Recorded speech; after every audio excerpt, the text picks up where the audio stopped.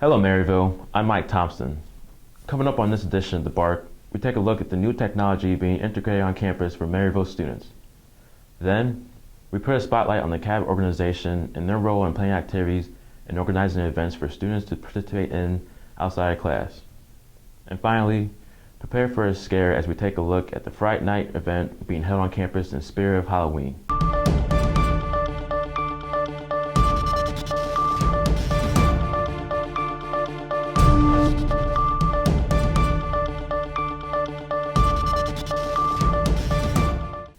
This past Saturday, stand-up comedian Stephen Ranazizi performed in the auditorium. Stephen plays Kevin, the lead commissioner on FX's hit show, The League, and has also starred in shows Kitchen Confidential, as well as HBO's Sex and the City. On November 9th, CAB has organized a mystery van trip where participants will be taken to a surprise outing full of unplanned excitement.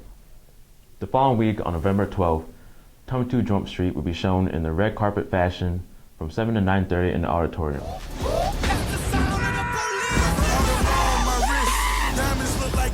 Remember me? I'm your best nightmare. I'm your worst nightmare. Students who attend will experience red carpet decor and refreshments such as popcorn, candy, and soda.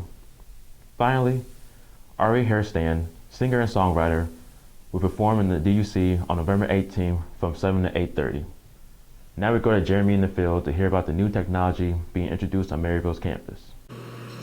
Thank you, Mike.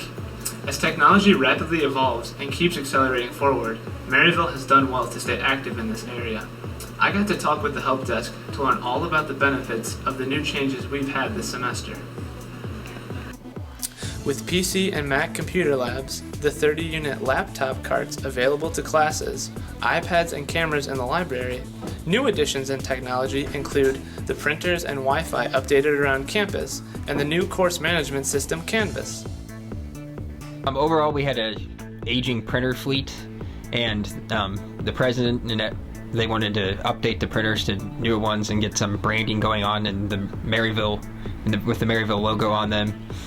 And eventually we want to move to possibly allowing students to print from their own devices, which will hopefully come within the next year or so. And the old system would not allow us to do that, and the new system will allow us to do that. So that's the most exciting thing of the whole program. Overall, we've seen a lot less jamming with these new machines, unlike the old machines. I spent a lot of time clearing jams out of the old ones. Now with the new Follow Me printing, you can literally walk up to any machine. The old ones, if you printed to the color printer in the Reed Computer Lab, you had to print to the color printer in the Reed Computer Lab. So now if you print in the Reed Computer Lab and you're like, oh no, I gotta run over to the library because you had to meet a fellow student in there, you can swipe there and print out there. There's also a printer in the chapel and a printer in the DUC, and then there's gonna be a few others placed throughout campus for students to use. The old layout plan for the wireless was to cover square footage of building. Now we're looking at a density plan. So up until just a few years ago, you had a student come to campus, maybe they only brought their laptop, and maybe a student also had a desktop. Now you have students showing up with anywhere between 6 and 8 devices on campus, such as an iPad, an iPhone. They may have another tablet, or so I've even seen students with 2 phones. I don't know why people have 2 phones, but all the more power to you if you have 2 phones, and plus a laptop. So you're seeing in one dorm room alone, you can see, plus an Xbox One or a PS4. So you can see in one dorm room, you can see up to 12 devices or 12 to 18 devices. So the new wireless and these new controllers that they run off of, they do load balancing better to equalize signal and all that, and help with increased bandwidth. Wow. The plan is next year to introduce iPads to all incoming freshmen, and they will be preloaded with, which will be my task, the Maryville Reads book, which I don't know what's been selected for next year, and there's going to be a few other preloaded items on their iPad, and then there's a select group of sophomores that will be getting them that are in the School of Education, and then within the next year, after next year, probably, so within like 3 years from today, eventually the whole campus will have iPads. Okay. So a year and a half ago, DTL had a very serious outage, and it was down for the first 2 weeks of school here at Maryville, and they really didn't give us a solid answer to what happened, and their services had just been kind of disappointing. So it's kind of decided that we needed to possibly update to something different and look for something that's more user-friendly. That helped us. We've had way less phone calls about Canvas over D2L. I would say maybe we get 1 or 2 phone calls a week, where D2L we probably had, quadruple the amount of phone calls about D2L. So from IT standpoint, we've been very happy with it. I really appreciate that Maryville switched from D2L, which was Desire to Learn. That was a program we had last year and actually my whole time here at Maryville. I appreciate that we switched to Canvas. The Canvas system seems to work more smoothly, there are less bugs, and it's all right there. So I like that part about it. I think Maryville's leap forward into being more technologically innovative and equipped shows that we care about being, maybe you could say, on the up and up side of schools that are integrating technology. We're the second, let's see, it's the second year running that we're the most overperforming university. You can go check out the College Board and all of these other think tanks or sources that will say that rank colleges based off of different things: test scores, performance, pass rates, graduation rate. Another area of that is what kind of technology are you using? Do students? What are the students saying about that? And I think it's very apparent that we care about being in the top percentage of schools that have fast Wi-Fi, are technologically innovative, and these things aren't bad or good in and of themselves. They can be. It's just how you use that and why. President Lombardi asked the IT staff and other committee that Maryville University needs to be in the top 10% of technology in our category school of mid-sized, nationally recognized universities. So we're trying to find every aspect we can to meet his goal. And we're doing well so far. There's always more work ahead of us though. And next summer will be the final big leap, I think, to really push us there. With all the updates and technology around campus, I'm Jeremy Salmeyer. Back to you, Mike. Thanks, Jeremy. Now we take a look at the functions of the CAB organization and its role here on campus. For this, we turn it over to Sammy in the field. Thanks, Mike. I'm here outside the DUC to find out more about the Campus Activities Board, better known as CAB.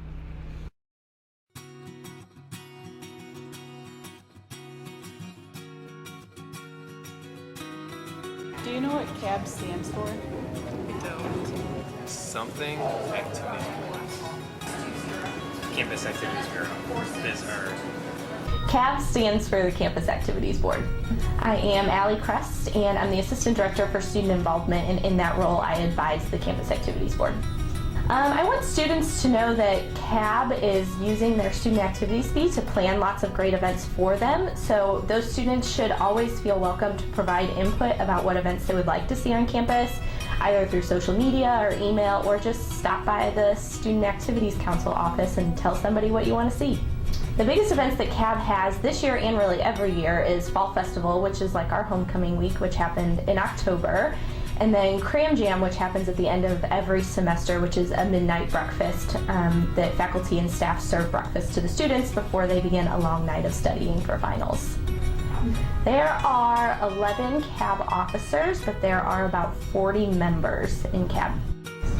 I started just freshman year going to the orientation weekend events that we host. I was really impressed with them and thought, oh, this sounds like a really fun club to be involved with, and so just signed up at the involvement fair and really enjoyed my time. The officers were really awesome and made a lot of really good friends just as fellow members, and then it came to the point at the end of my freshman year I was like, oh, a leadership position might be really cool, and so once I had applied to be the live performance chair, it's kind of just been no stopping from there. So Then this year I've been president, and so I kind of lead the officer board, and I'm kind of the liaison between some of our student involvement guidelines and our committee chairs as they plan their events. So just kind of helping them along with the process, and then also having the opportunity to attend leadership conferences and represent CAB with that.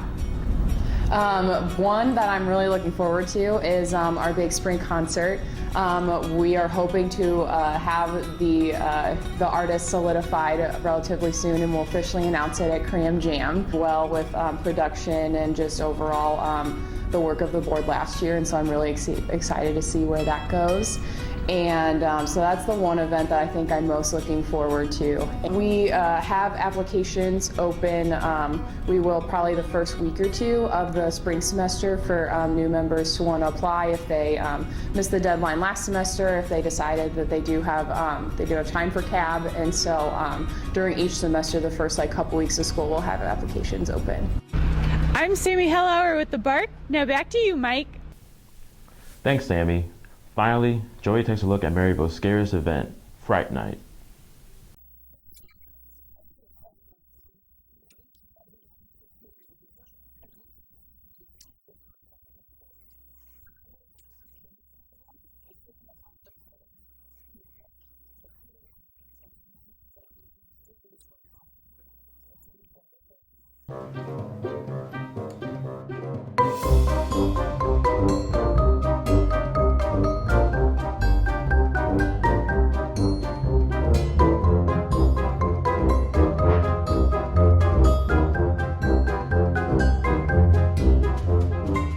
Nathan Vorel, the president of Connect. Can you tell me exactly what is Connect?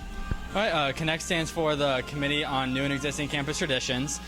We put on events that become traditional events throughout the years, meaning they happen every year. Our events are UWOW, the first week of school, Fright Night, Family Weekend, Winter Welcome Week, Spring Flint, and Next Fall I Want to See Ya. How do you generally get students to come out to these events? Well, our consistent forms of marketing are your digital signage, sidewalk chalk, flyers, stuff of that nature. And then we usually try to do some sort of third form of marketing for every event. For Fright Night, for example, we hung the clown from the tree and the corpse of another tree outside of Mouton. So we have our consistent things, but we also try to mix it up a little bit as well. Okay. Awesome. And how can students get involved with events like these for volunteering or things like that? You know, if they wanted to work the Fright Night event, how could you get involved with that? Yeah, anytime you're wanting help on the event, the SAC, the Students Activities Council's office, Connect, CAB, and MSG all have their offices in there. If you come on in, want to get connected, anyone in there will be happy to help you out, however that may be. I know both CAB and Connect and maybe MSG all have applications that are open again in second semester, so especially if you're a freshman or anyone else even and you've seen first semester, you want to get more involved, applications will reopen again for second semester. Okay. Absolutely. Like I said, the SAC is a great place to go. If you have an event you want to see or if you want to tell us what you thought about Fright Night, hop in the SAC, just let us know what you thought. Connect with us on social media. Connect, CAB, and MSG, we all have Twitter pages and Facebook pages. Like us on Facebook, follow us on Twitter, send us your feedback. And lastly, don't feel afraid to come up to any one of us. If you see me around campus or anyone else you recognize on campus, come up to us, let us know. Every organization is busy planning our events for second semester as we speak. So any event that a student may want to see, if they come up and let us know, then we can find a way to make it happen. And are all of those events free for students? Yes, every event that we put on is free to students.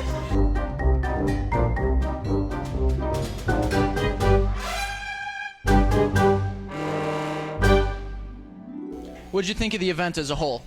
Overall, I thought it was very well planned out. They did a good job with it, and I won't lie. There were some times when I felt like my heart was gonna just jump out of my throat. Awesome. So you enjoyed the event quite a bit? I think so. So how did you hear about this event? There were a couple of friends that told me about it. I was going out with dinner, and then some friends told me that there was a haunted house, and I went to it last year, and they did a really good job with it. So I thought maybe it'll be a little bit of a different theme this year. So I thought I'd come out and see it. Awesome. So they came back from last year. Do you think you're going to be coming back next year too? I think so, and provided it, they're just as scary, I think my heart's gonna be pounding again. Awesome. So you're going to be a regular at events like this? I think so, but the emotions will still be there because, after a year of not being in the haunted house, the emotions kind of come back. You can join us for this or any other future holiday events for a fun, safe environment to engage in holiday activities as opposed to risky off-campus parties. Thanks, and back to you, Mike. Thanks, Joey. Fright Night seems like an experience students won't forget. As always, be sure to tune in for the next edition of The Bark, the source for everything Maryville. Oh, and don't forget to let the dogs out.